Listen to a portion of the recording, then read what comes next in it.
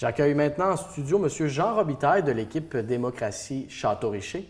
M. Robitaille brigue le poste de maire. M. Robitaille, tout d'abord, bien le bonjour. Bien, merci et bonjour à vous et merci de m'avoir invité là, à cette émission. Ça me fait vraiment plaisir d'être ici.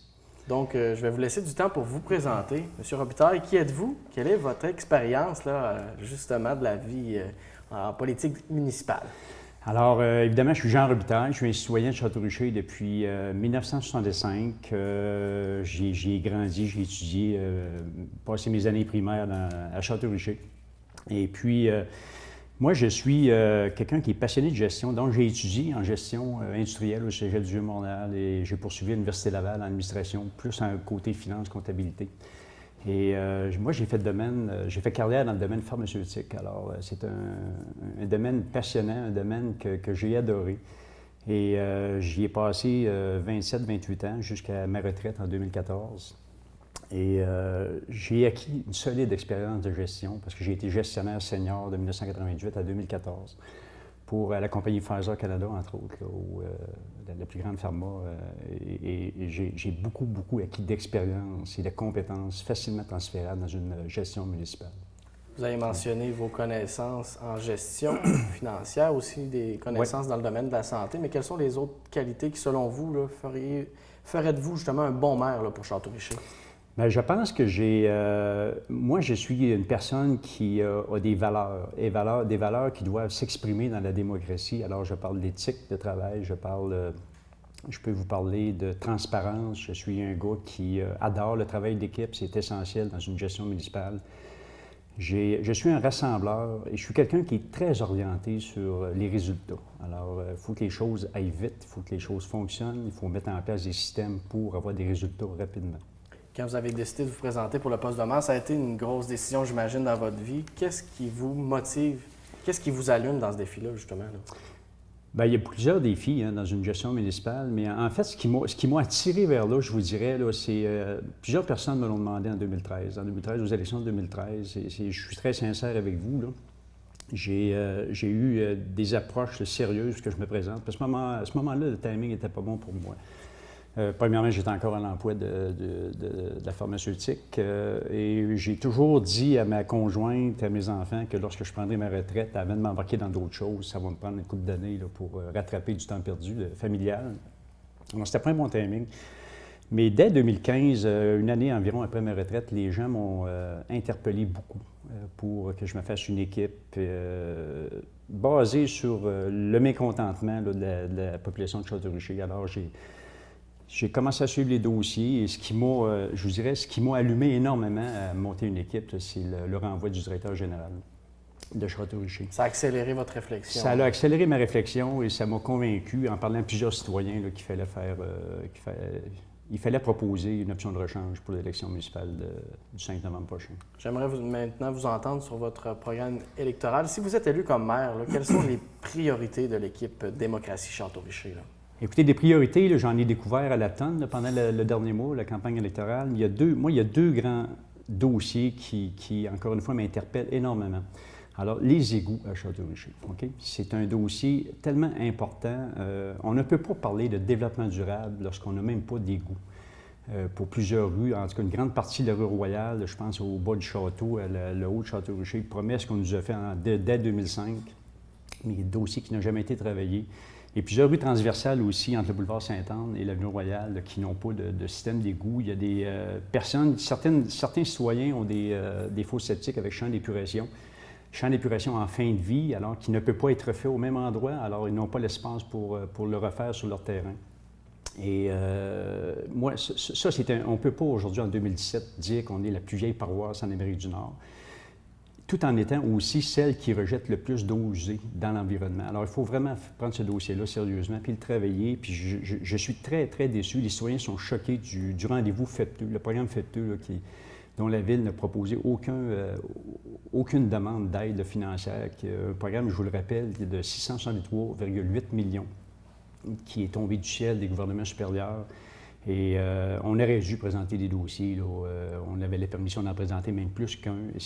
Ça, c'est inacceptable. Soyez assurés là, que lorsque ce projet-là reviendra, parce que dans les documents que je possède, on parle déjà d'une une deuxième période là, pour le programme FET2. C'est bien le Fonds de l'eau potable et le traitement des eaux usées que je parle. Là. Parce que pour le développement d'une ville, ça part par la base, et la base, c'est le traitement des eaux usées. C'est ça, c'est indispensable. Et même avant de penser de faire la réfection des infrastructures qui sont d'eau usée, qui sont encore performantes, il faut penser à en mettre où il n'y en a pas. Alors, c'est vraiment primordial. Vous avez parlé d'un autre dossier aussi, j'aimerais vous entendre. Là, je sens que vous êtes rendu là. Oui, l'autre dossier pour moi qui m'interpelle énormément, c'est l'augmentation sans cesse croissante et fortement croissante des camions en plein centre de notre village. Alors, j'ai passé au moins 2 heures avec les citoyens de ce quartier-là, il y a environ 3 semaines. Et pour l'avoir vécu, tu ne peux même pas te parler sur les galeries. C'est la bruit, puis j'imagine que c'est la sécurité aussi. Le bruit, la poussière, la sécurité. Alors, on a dénombré, là, et même je pense que la Ville a rencontré les citoyens l'année passée, puis on m'a dit qu'on avait dénombré jusqu'à 600 passages de camions par jour. Ah ouais. Alors, pardon, pensez à 300 camions qui montent, 300 camions qui descendent, et même il y a une carrière qui a eu l'autorisation de monter des rebuts afin de les passer là, aux casseurs. Là, alors, ils montent chargés, ils redescendent chargés. C'est vraiment incessant. C'est une question de sécurité et c'est une question aussi de qualité de vie pour les citoyens. Les gens essaient de vendre leur maison parce qu'ils ne peuvent plus rester là et personne ne veut les acheter, évidemment, à cause de ce phénomène-là. Et malheureusement, je pense qu'un jour, on sera dans la... Peut-être qu'on passe ça dans les journaux pour les mauvaises raisons, parce que c'est sûr, la pente de la côte, et la grande fréquence des camions, j'espère que ça n'arrivera pas, mais il faut faire de quoi? Il faut vraiment s'adresser à ce dossier-là. Là. Et s'assurer aussi que, en tout cas, sous mon mandat, là, le prochain mandat, là, lorsqu'on sera élu, il n'y aura aucun nouveau développement de sablières et carrières là, pour encore là, empirer les choses. Là. Ça sera clair et net, là, il n'y en aura pas de nouveau. Maintenant, je vais vous laisser du temps pour présenter votre équipe, qui sont les individus de l'équipe Démocratie Château-Richer qui veulent un poste de conseiller là, à la municipalité. Là. Alors ça, c'est probablement le plus grand défi que j'ai eu à relever et c'est ce dont je suis le plus fier. Écoutez, j'ai une équipe extraordinaire. Moi, parce qu'on ne peut pas se présenter à la mairie d'une ville sans équipe aujourd'hui. Il faut vraiment là, y aller avec une équipe complète. Alors, j'avais comme défi de trouver 3 jeunes, représentant bien les jeunes familles. Je voulais un équilibre de 3 hommes, 3 femmes, mais aussi des personnes à la retraite pour être capable de donner du temps à notre municipalité. Alors, au siège numéro 1, j'ai Caroline Patry-Jonca, qui est une dame de Château-Richer, évidemment, tous des gens de Château-Richer, le résident, là, et qui est très engagée dans notre vie sociale à Château-Richer, mère de 2 jeunes enfants. Elle vient d'avoir son 2e bébé, là, alors, au siège numéro 2, on a Rénal Tremblay, une personne à la retraite là, qui demeure dans le coin de la rue de la Fortune. Là. Et au siège numéro 3, c'est Katia Cochon. C'est une dame très impliquée à Château-Richer aussi. Je pense que son conjoint est pompier volontaire. Cette dame-là aussi est très impliquée dans les événements sportifs à Château-Richer, infirmière de carrière. Au siège numéro 4, j'ai Mme Joanne Pajot, une nouvelle résidente de Château-Richer depuis 2 ans, qui a travaillé toute sa vie en politique provinciale, fédérale et même à l'OTAN pendant les 5 dernières années de sa carrière. Alors, une grande expérience pour notre municipalité, une personne extraordinaire.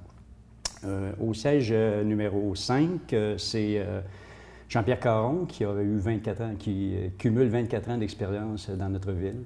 Alors, très content de l'avoir avec moi. Et au siège numéro 6, un autre jeune, Vincent Bourgeois, là, qui est père de 3 jeunes filles à Château-Richer. Et ces gens-là sont répartis un peu partout là, dans la municipalité. Alors, on représente bien les besoins de la ville à ce niveau-là. Monsieur Robitaille, c'est tout le temps que nous avions. Le temps est écoulé. Merci beaucoup d'avoir passé dans notre studio pour présenter un petit peu votre équipe et votre programme électoral. Bien, ça m'a fait grandement plaisir. Et puis, je donne un rendez-vous aux citoyens de Château-Richer le 5 novembre prochain, si vous êtes prêts à oser le changement. Merci.